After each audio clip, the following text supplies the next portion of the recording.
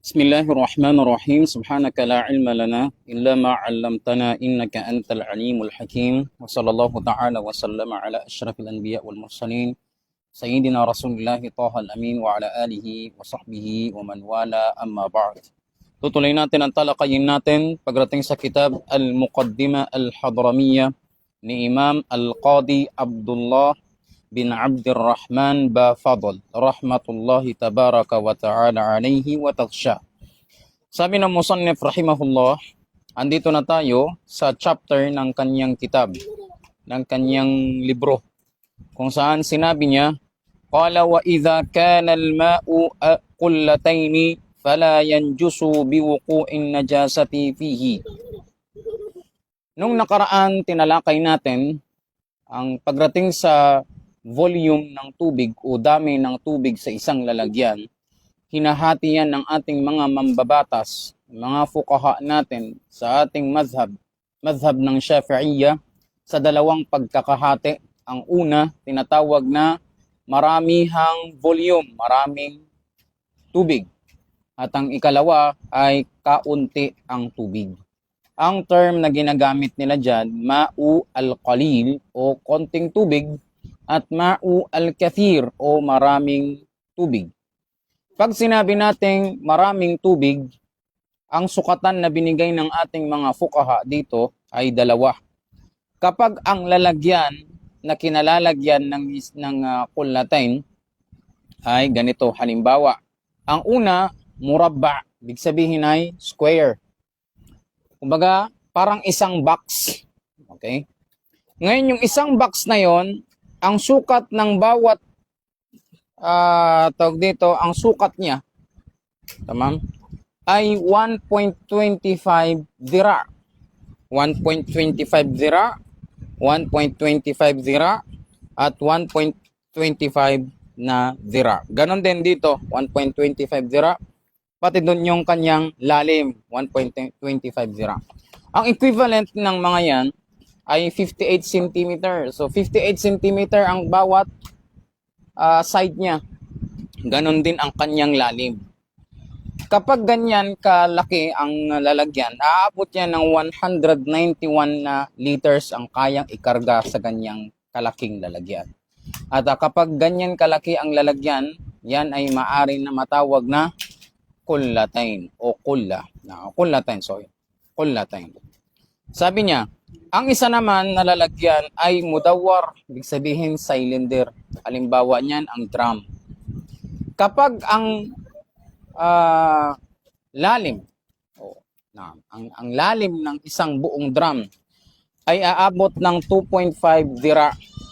Baga yung tangkad niya, yung tangkad ng isang buong drum, aabot ng 2.5 dira, which is 116 cm. Mahigit 1 metro ang lalim niya. Yung tangkad niya, mahigit 1 metro. 1 metro, mga ganyan. Yan ang 1 metro. Mula dyan sa sahig hanggang dyan. Yan ang 1 metro. Ngayon, lagpasan mo pa ng konti. Ayan. Kaya pinaka magandang halimbawa yan ay yung blue na drum na nabibili. Mga 1,000, 1 to 1.3, depende sa kanyang klase. Okay? Yung ganong drum, which is yung kulay blue na matangkad. Tamam? Tapos yung kanyang diameter, tamam, yung sukat ng bilog niya. Okay? Sabi niya, 1 dira, which is 46 cm. More or less, sabihin natin, 50 cm. Yung kanyang diameter. Kapag ganon katangkad, 1 metro mahigit, tapos yung diameter niya, yung butas niya, mahigit 15 cm ang sukat, yung punong tubig na yon, tinatawag yan na maraming tubig. Okay? Kapag hindi umabot sa ganun karami ang tubig, hindi siya matatawag na maraming tubig o ma'ul kathir. Pinaliwanag natin nung nakaraan.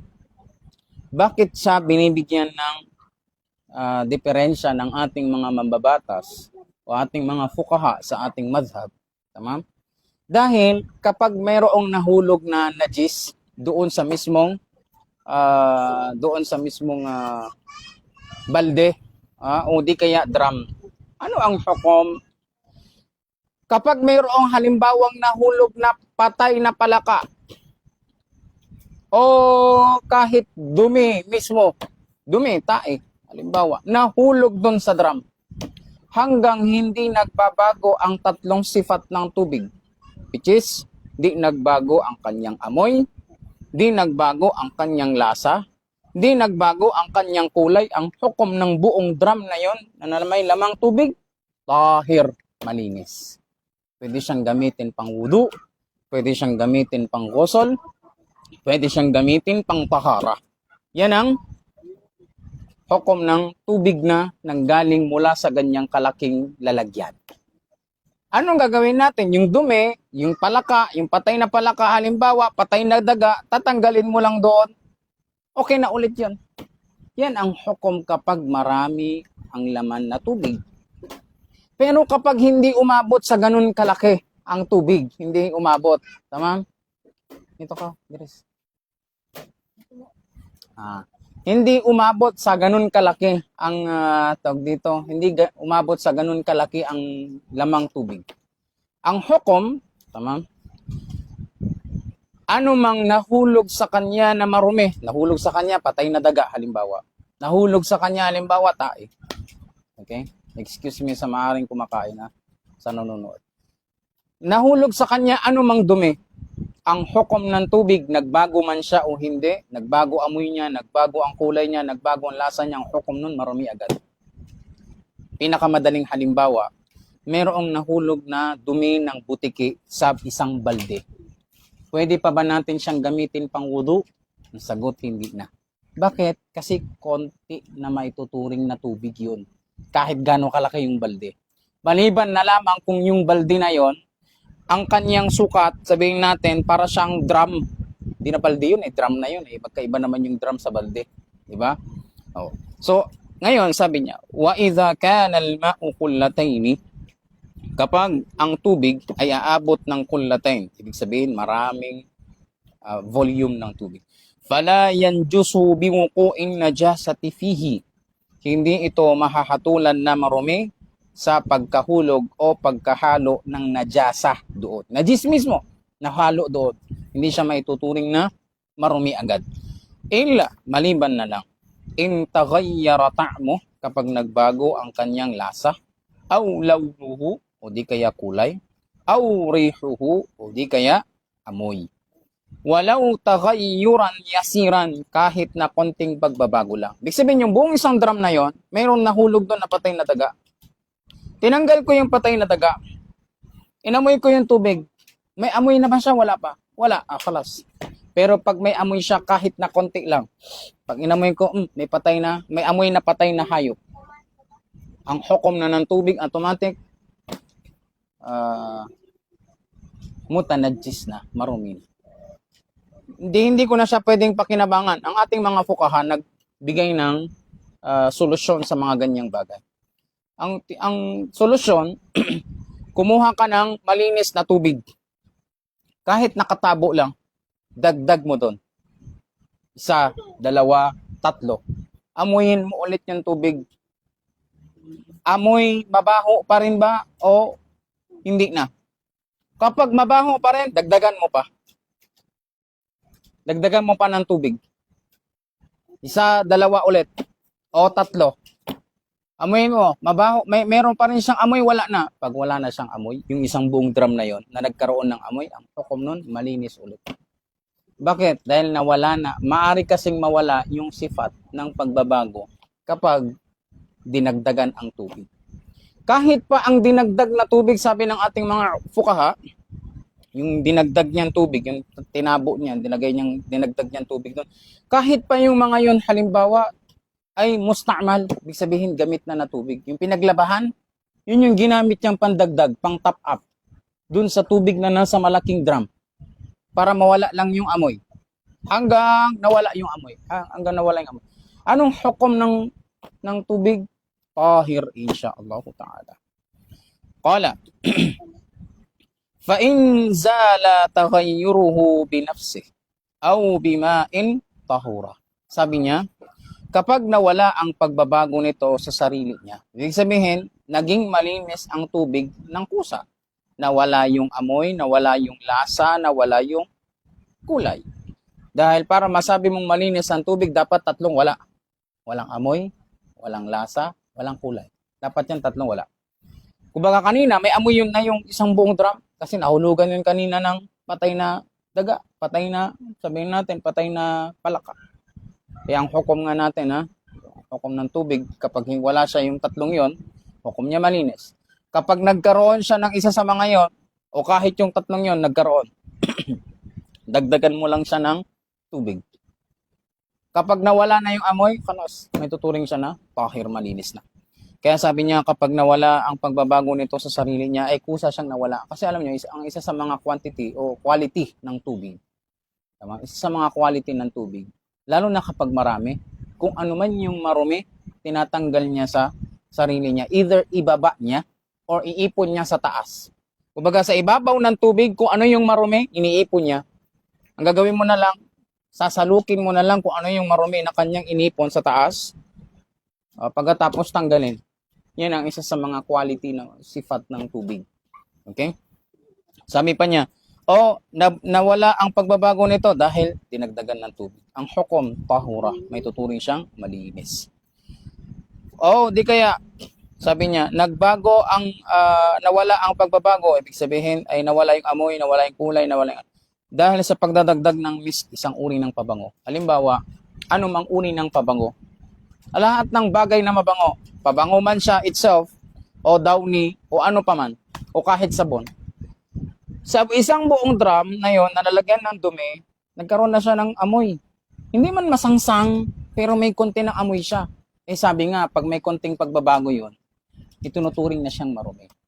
Ngayon, ang nilagay ko, hindi tubig, sabon. O ang nilagay ko, downy, o kung ano man na mabango. Tapos, nawala yung amoy ng mabaho. Naging mabango na. Anong hukom ng tubig? Hindi siya maituturing na malinis. Bakit? Di ko siya dinagdagan ng tubig Ang dinagdag ko, pabango. Sabi kasi ng ating mga mambabatas, ang pagbabago na yon na nahalo sa tubig, hindi kasi siya nawala. Tinakpan lang siya ng pabango. Kaya, hindi mo na siya maamoy. At maari yung lakas ng pabango na yon nakaapekto sa lasa niya, pati kulay niya. Halimbawa, yung sabon, nakaapekto sa kulay niya. Kung kanina parang medyo madilaw-dilaw, naging puti. Tama? Sabi niya, turab. Durati turab. Ibig sabihin, nilagyan ko ng lupa. Fala, sabi niya, hindi ito may tuturing na tahir. Tapos sabi niya, wal jari karakib. May tinatawag pagdating sa tubig, jari, ma'ul jari at saka ma'ur rakib. Sa fiqh ng Shafi'iyya, pag sinabi mong ma'ur rakib, yung tinatawag na rakib, ibig sabihin yung stock na tubig. Ano mang tubig na nasa lalagyan, ang tawag dyan sa fiqh, ma'ur rakib. Lahat ng umaagos na tubig, sa anumang paraan, basta umaagos, ang tawag dyan, ma-al-jari. Sa dami ng tubig na yan, syempre nahati yan sa dalawa, yung volume ng umaagos na tubig, marami. Nakikita mo, marami siya umaagos. Tulad halimbawa, yung sapa, na umaagos halimbawa mula sa itaas, o yung bukal na mula sa itaas, pababa. Umaagos, marami siya. O di kaya konti lang, kumbaga maliit lang na ng tubig, konti lang. Pero pag pinagsama-sama natin, lalagpas yun ng isang buong drum. Ano pa rin yan, may tuturing yan na maraming tubig o maraming volume ng tubig. Sabi niya, ang hukom nun, ang hukom ng umaagos na tubig ay katulad ng hukom na nakastock. Tama? Ayun nga lang, ang isa sa mga binabantayan ng ating mga fuqaha, pagdating sa umaagos na tubig, ay yung daanan ng inaagusan ng tubig. Kapag mayroon halimbawa isa sa mga yun na marumi, sabihin natin nalagyan ng patay na hayop sa agusan niya, yung kanal na inaagusan ng tubig. Pinakamadaling halimbawa dyan, kapag tayo halimbawa ay pumunta sa bundok, okay? O di kaya halimbawa, napunta tayo sa isang gubat at nakakita tayo ng umaagos na tubig mula sa itaas. Tama? Pero yung tubig na yon, hindi siya yung maramihang tubig. Kunti lang. Tama? Kapag wala tayong nakitang anumang dumi na maari nating ituring na marumi sa ating syariah, tulad ng patay na hayop o di kaya dumi ng hayop, doon sa daanan niya, hanggang makarating sa iyo ang tubig, ang hukom nun, tahir inshallah. Walang amoy, walang lasa, ang lasa na, normal na lasa ng tubig ng bukal. Tabaan ba yung lasa ng iniinom natin na tubig na mineral? Kasi sinala yon, nilagyan ng gamot. Kumpara sa tubig na natural, yung galing sa balon, galing sa sapa, galing sa ilog, galing sa bukal, iba yung lasa niya. Okay? Pero yung lasa na yon, yun yung tinuturing na walang lasa sa Sharia. Kasi ngayon, sa panahon natin ngayon, wala namang mineral sa mga naunang fuqaha. Hindi nila mabigyan ng hatol yon, pero hukom ng tabaan tahir. Inano lang natin dito yung lasa. Paano yun? May lasa siya, parang iba yung lasa niya. Hindi kasi natin nakasanayan yung lasa na yon. Pero sa mga nauna sa ating mga Muslim, yung lasa ng poso, lasa ng ilog, sapa, batis, balon, walang lasa yon para sa kanila. Kahit na may konti siyang lasa kumpara sa matitikman siya ng mga previous na tao ngayon. Sabi pa niya, wal qullatani, ang may akda, rahmatullahi alayhi, nagbigay siya ng halimbawa ng sukatan ng tinatawag na lalagyan. Pag nakalagay doon ang tubig, maraming tubig. Sabi niya, 500 ritlin bil Baghdadi takriban. Sabi niya, 500 ritl. Ang ritl ay isang mangkok. Tawag doon, ritl. Yung ritl na yon, 500 na piraso nun, kung gaano karami ang kayang maipon na tubig kapag sinalok mo yung isang mangkok na nanggaling sa Iraq. Baghdadi, ang tinatawag nila, Iraq al-Baghdadi. Dahil nga ang sentro ng Islam, una sa lahat, dati, sa mga nauna sa atin, ay ang Iraq. Ang mga tao na nauna sa atin, kapag gustong mag-aral ng malaliman patungkol sa Islam, pupunta siya ng Iraq. Kasi nandoon ang kaalaman ng lahat ng madhab. Gusto mo mag-aral ng anumang ilmu, gusto mo mag-aral sa anumang larangan sa Islam, pupunta ka ng Iraq. Dahil nga doon ang tinatawag na sentro ng Islam. Dahil sa khilafa ng Abbasiyah na nagtagal ang kanilang khilafa. Ngayon, ang mga naunang mga fuqaha, dahil nga doon ang sentro, at doon ang pinakapuntahan ng mga tao, nagbigay sila ng sukatan. Yung isang mangkok, special sa mga nasukatan ng sukatan sa Baghdad, Iraq. Yun yung tinutukoy nilang Ritl al-Baghdadi, isang mangkok sa Baghdad. Kapag naka 500 na sukat ka nun, o salok ka nun, gaano karami yung may ipon nun na tubig sa isang mangkok na 500 pieces na ganon? Sabi niya, yun yung tinatawag na maraming tubig. Sabi pa niya, fala yadurru nuqsanu ritlaini. Samantala, kapag hindi umabot sa 500, tabaan itong ganitong sukatan, wala na, hindi na ito ginagamit. Sa atin, pag sinabi mo 191 liters, o di kaya 219 liters, sa iba't ibang sukatan ng ating mga fuqaha. Ang hukom ng tubig, maraming tubig yon, marami ng volume ng tubig yon. At hindi mahatulan na marumi ang tubig maliban na lamang nagbago ang kulay niya, nagbago ang lasa niya, nagbago ang kanyang amoy. Kala, hindi nakakaapekto kung nagkulang yung 500 na bilang na yon ng isa o di kaya dalawa. Walang problema. Wa qadrahuma bil masahati fil murabba', tapos niyan ang musannif rahimahullah nabigay ng sukat noon kapag isinalin yon, yung 500 na mangkok na yon na may tubig, sinalin yon sa isang lalagyan. Sabi niya sa dalawa, ang una murabba', tapos yung pangalawa mudawwar. Ito yung pinaliwanag ko sa umpisa ng dars. Murabba', ibig sabihin square na lalagyan. Sabi niya, ang sukat ng bawat edges. Na, sukat niya, sabi niya zira wa rubu'. Ibig sabihin niyan ay zira, isang zira at 1/4 ng zira, which is ang sukat niyan about 58 cm. 58 cm, 58 cm, 58 cm, 58 cm, pati yung lalim niya 58 cm. Para siyang box. Ang malalaman na tubig noon 191 na liters. Sabi niya, kapag ganun kalaki ang lalagyan ng tubig, matatawag na yun na qullatayn o maraming tubig. Sabi niya, ang isa pang lalagyan na sukatan ng ating mga naunang Muslim sa atin ay yung tinatawag na cylinder, which is ito yung pinakita ko kanina. Tamam? 2 zira at kalahati. Ang 2 zira yung lalim niya at kalahati at 1 zira yung kanyang tawag dito, kanyang diameter. Pinakamadaling halimbawa niyan yung blue na drum. Yan, ginagamit na imbakan sa maraming mga lugar. Wa tahrumu at-taharatu bil ma' al-musabbali lisyurbi.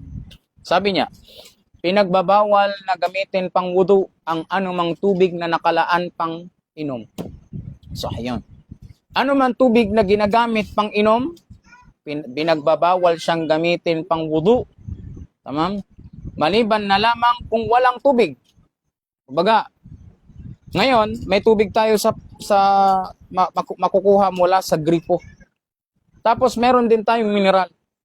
Ang gagamitin ng tao na pangwudu niya, gagamitin niyang pangwudu niya ay yung mismong nasa mineral. Hukom nun, la yajuz. Dahil meron naman siyang alternative na pwedeng gamitin. Meron namang tubig sa gripo. Kaya hindi pinapayagan na gamitin niya yung pang-inom. Maliban na lamang kapag yung tao may sakit. Ibig sabihin, nagkakaroon siya ng sakit kapag yung galing sa gripo ang gagamitin niya. Sa pagkakataong yung pinapayagan siya at pinapalampas siya na ang gamitin niya yung espesyal na tubig. Kahit pa yung tubig na yun, halimbawa yung mamahalin tubig na nakalagay sa garapon.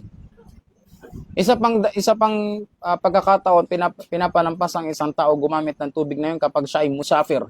Halimbawa, nasa paglalakbay ka, umihi ang tao, kailangan niya maghugas ng kanyang private parts. Yan ay bahagi ng pagiging isang Muslim, ang pagiging malinis.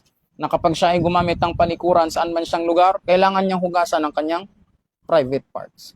Ngayon, yung panghugas niya, walang available na nawasa.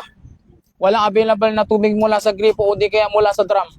Ang mangyayari, bibili siya ng mineral na naka-bote. Yun yung gagamitin niya. Kung normal na senaryo lang yun, nasa bahay lang siya, may tubig, may alternative na pwedeng gamitin. Yun ang gagamitin niya, hukom nun haram, kasi may tuturing yun na israf, pag-aaksaya. Okay? At ang pag-aaksaya, haram. Pero kung halimbawa, musafir siya, sabihin natin, naglalakbay siya, nagbibiyahe siya, at wala na siyang makuhang alternative maliban lang doon, pinapalampas yun. Tamam? Kasi kadalasan yung mga ganun, pang-inom. Pero dahil wala ka namang alternative na gagamitin pang hugas ng iyong private part, maliban na lang doon sa pamamagitan ng tubig na nasa bote, hukom nun, pinapalampas. Last, sabi ng Musannif rahimahullah, fi babil ijtihad. Sabi niya, faslun fil ijtihadi. إذا اشتبه عليه طاهر بمتنجس اجتهد وتطهر بما ظن طهارته ولو أعمى. Sabi niya, kapag naghalo sa kanya ang tubig, malinis at may halong dumi, ijtahada, mag-ijtihad siya. Ijtihad, binibigyan siya ng ta'arif ng ating mga mambabatas sa madhab ng Shafi'iyya bilang badlul wus'i linaylil maqsud o lihusulil maqsud. Ibig sabihin yan, pagsisikap o paglalaan ng kakayahan o pagpupush sa tao, maglaan ng kakayahan upang makuha kung ano yung maqsud, hinahangad. Ano ba yung ijtihad na yan? Halimbawa, napunta ka sa isang lugar, wala kang application na gagamitin pangtingin ng kibla. Oras na ng sala, wajib kang magsala. Hindi mo alam nasa ng direksyon ng kibla. Ang alam mo lang, ang direksyon ng kibla sa lugar na yan. Hindi mo alam kung yan talaga o hindi o dito o dyan. Tingnan mo yung sarili mo. Tamam? Saan sa pakiramdam mo mas malapit sa katotohanan?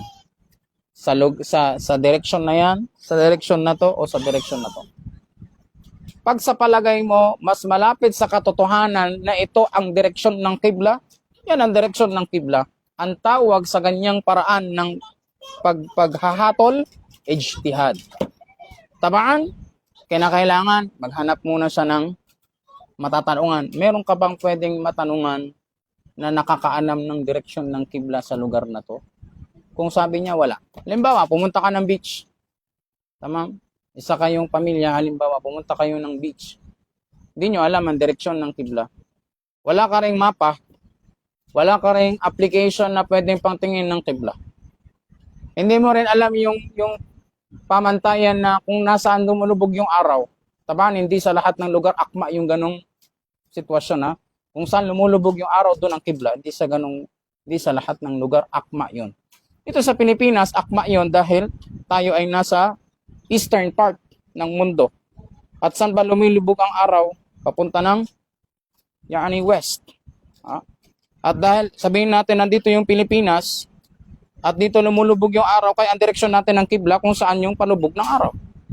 Dahil andoon yung direksyon ng Kaaba. Pero hindi sa lahat ng lugar akma yon. Dahil yung mas mataas sa atin, ibig sabihin yung mga nasa north, tulad ng China, tulad ng Japan, hindi ganon yung magiging sukatan ng kanilang direksyon ng kibla. O di kaya mga nasa ibaba sa atin, tulad ng Australia, New Zealand, halimbawa, o kahit ilang parte ng Indonesia, okay? Hindi ganun din yung magiging direksyon. Kahit yung mga nasa Brunei, hindi magiging ganun yung direksyon. Pero kung wala siyang kaalaman kahit sa mga ganung bagay, wala din siyang mapagtanungan, magdidepende siya sa kanyang kutob, sa kanyang pakiramdam. Ang tawag sa paghahatol na yon, dahil wala siyang konkretong dalil, wala siyang matibay na ebidensya na ito ang direksyon ng kibla. Wala siyang man lang mapanghawakan na application na ito ang direksyon ng kibla. Kasi alam niyo, kahit yung application, yung mga kibla na minsan, isang application dito tinuturo niya, yung isa dito. Saan yung susundan mo dyan? Kahit na sabihin natin meron kang application, yung Adhan app halimbawa o kung ano man, Quran app, yung pating iba, yung Quran, meron siyang direksyon ng kibla. Direksyon ng kibla.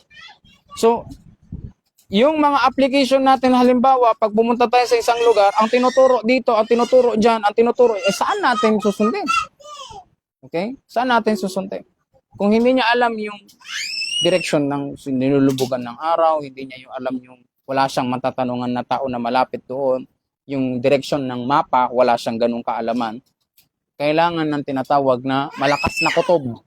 Kailangan niyang magbigay ng hatol. Tama? Saan para sa kanya ang mas malapit sa katotohanan, mas accurate? Ito o yan. Kailangan meron siyang mas nangingibabaw sa tatlo. At hindi pwede para sa akin, pare-parehas yun. Hindi pwede yun. Kailangan meron mangibabaw. Kapag nagsala ang isang tao ng walang ijtihad, hindi niya binigyan ng oras, hindi niya binigyan ng pakialam ang mga ganong bagay, nagsala lang siya. Hindi, sa tingin ko, ito na ang direksyon ng kibla. Walang ijtihad. Basta, sala siya ng ganon. Ang hukom ng kanyang sala, batila. Hindi tanggap yan. Kasi nagsala siya ng parang dire-diretso lang. Hindi pwede yun. Kailangan ng ijtihad. Nangangailangan lamang ng ijtihad pagdating sa kibla. Itong hinahalimbawa ko, kibla ito Nangangailangan lamang ng ijtihad sa kibla kapag wala ka sa masjid. Wala ka sa isang musalla. Wala ka sa kung anumang lugar na may naka-determine na kung nasa ng direksyon ng kibla. Napunta ka sa lugar na walang ganon. So, anong hukom? Kailangan ng ijtihad. Pero pag nandun ka sa masjid, halimbawa, pumunta ka dyan sa masjid, kailangan mo mong maghanap ng direksyon ng kibla? Siyempre, hindi na. Doon nagsasala yung tao, doon ang kibla. Hindi pwedeng, hindi, gusto ko dito ang kibla. Hindi pwede yun. At sino mang tao ang magsala na wala sa direksyon ng kibla, ang hukom ng kanyang salah, ghayru sahih. Sabihin, hindi tanggap. Yan ang ijtihad. Sabi niya, ito ngayon, ijtihad sa gagamiting tubig. Nasa balde, nasa ganito, nasa ganyan. Sabi niya, idha shtabaha alayhi tahirun bi mutanajjis. Sabi niya, kapag naghalo sa kanya, o nagpantay sa kanya, ang pagiging malinis at pagiging marumi. Paano mangyayari yan? Ang pinaka-best example niyan, yung balde ng tubig, nakita ko, uminom doon yung pusa kanina. Tapos nawala. Ito, tinalakay na natin nung nakaraan yan. Pwede kong bigyan ng hinala sa nakaraan natin na DARS. Pwede kong bigyan ng hinala na yung pusa na uminom mula doon sa balde, tapos nawala sa aking paningin na naging malinis na yung tubig. Naging malinis yung tubig. Kumbaga, kabilang sa mga ma'fu anha, kabilang sa pinapalampas ng ating sharia, ay kapag anumang uri ng hayop, tamam, na marumi ang bibig, kumbaga tahir siya, nakakain man siya, tulad ng manok, tulad ng pato, tulad ng gansa, nakakain, o tahir siya, malinis siya, pero hindi siya nakakain tulad ng pusa, uminom doon sa balde. Kadalasan ng mga bibig nun marumi, mutanajis. At kapag yung nainuman nila yung balde, ang hukom na ng tubig, mutanajis. Pero once na mawala sila sa ating paningin, pinapalampas ng ating sharia, tamam, na maari yung manok na yon o yung hayop na yon na uminom doon sa balde, uminom sa mas malinis na tubig, kaya maging tahir yung ininuman niya. O bago siya dumating sa atin, tamam, bago siya uminom doon, uminom siya sa mas malaking volume ng tubig, tulad ng ilog, tulad ng sapa. Kahit walang ganon, pinapalampas yun ng sharia natin. Kung babalikan niya yung ating nakaraang daras, makikita niya. Ano ngayon ang hukom kapag ganon ang halimbawa ng tubig? Sabi niya, ijtahada. Mag-ijtihad siya, magbigay siya ng ijtihad. Bigyan siya ng kutob para sa kanya malinis. Tignan mo muna, nagbago ba ang amoy? Nagbago ba ang kulay? Wala. Siyempre naman, kadalasan kung ganon, pati yung lasa, wala. So, anong hukom ng tubig tahir? Pwede mo siyang gamitin pang wudu. Yan ay kapag yung tao nag-aalangan, pwede ko bang gamitin pang wudu ang tubig o hindi? Pero yung halimbawa, yung balde,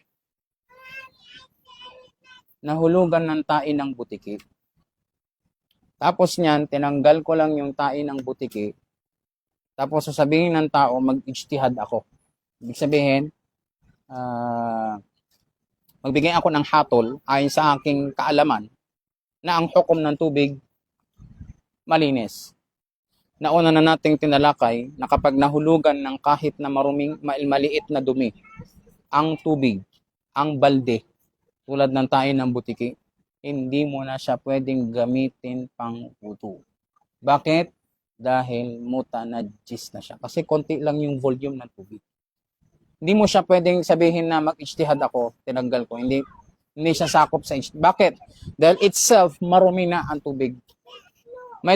Magkakaroon lamang ng ijtihad kapag mayroon pang paraan, mayroon pang lugar na masabing tahir ang tubig. Tama? Masabing tahir ang tubig. Okay, ala kulli hal. Ijtahada wa tatahhara bima dhanna taharatuhu walau a'ma. Sabi niya, mag-ijtihad siya at magwudu siya sa pamamagitan ng tubig na sa paningin niya, sa pag-aakala niya, sa hinala niya, sa kaalaman niya na ito ay tahir. Kahit pa ang mag-ijtihad ay bulag. Tama?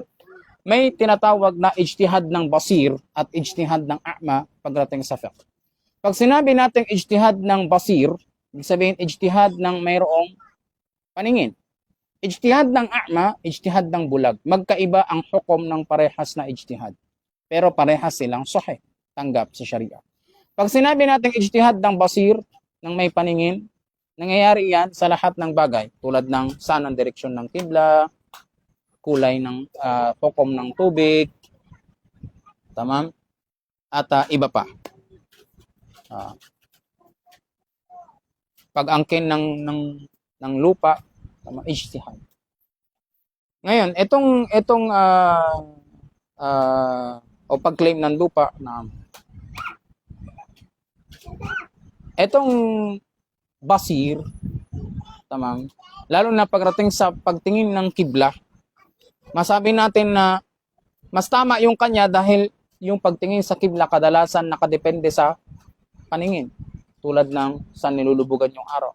Pero pag bulag yun, hindi niya makikita saan nilulubugan ng araw kasi bulag yun.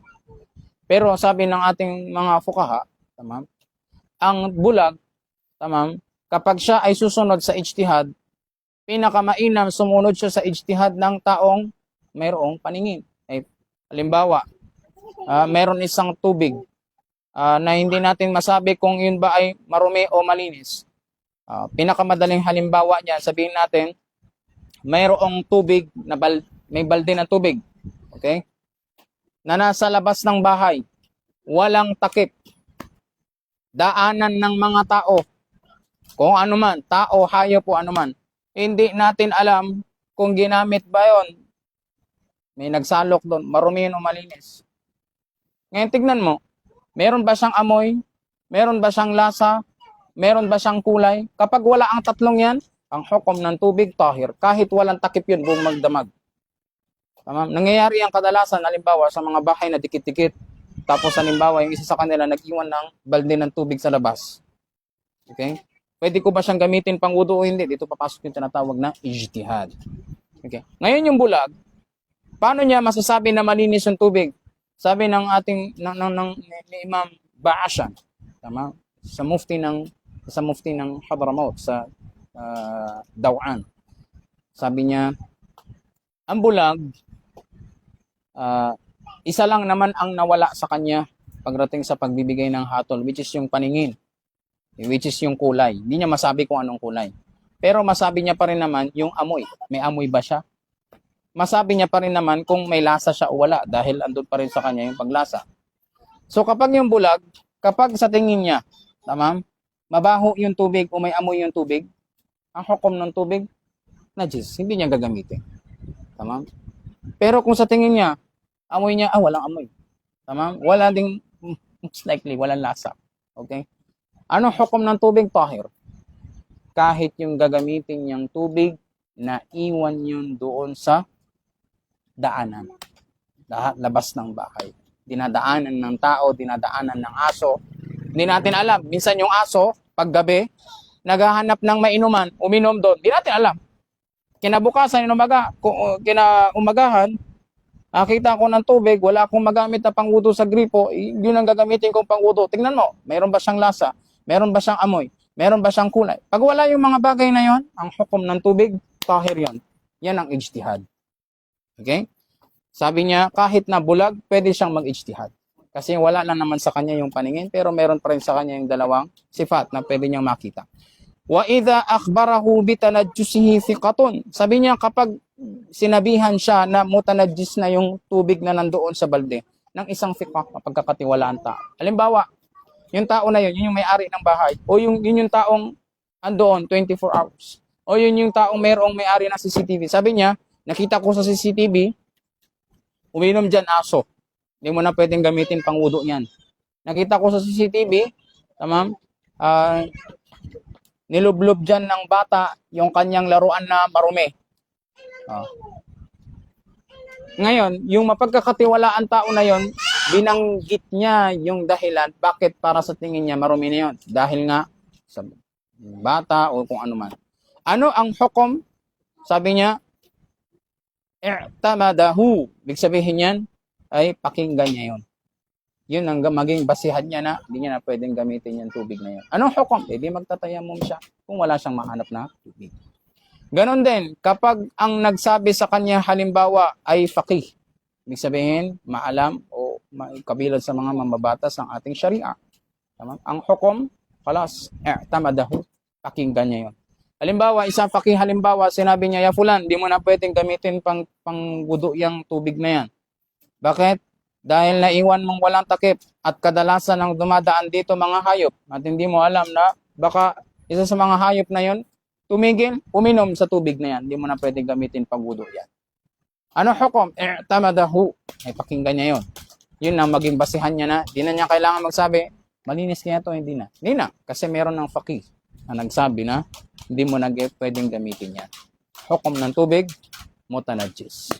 O di kaya faqih na yon mismo ang nagsabi, ya fulan, sabi niya, Hindi ko na pwedeng gamitin to kasi walang takip ito eh. Hindi ko alam kung baka may asong uminom dito, may pusa o ano man. Hindi ko na gagamitin to. Mamaya, yung isang faqih ang nagsabi sa kanya, ya fulan, pwede mo pang gamitin ang tubig na yan dahil wala naman yung tatlong sifat. Wala amoy, walang lasa, walang kulay. Ang hukom ng tubig tahir. Ano hukom? Tabadahu. Ibig sabihin pakinggan niyo yan. So ano mangyayari?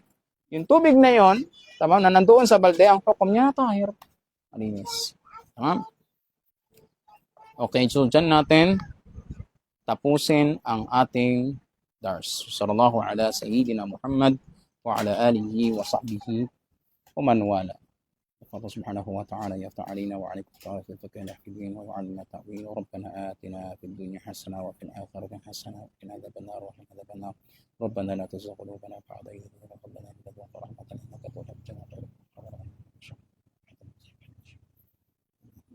صراط المسلمين صراط الذين أنعمت عليهم غير المغضوب عليهم ولا الضالين الحمد لله رب العالمين الحمد لله رب العالمين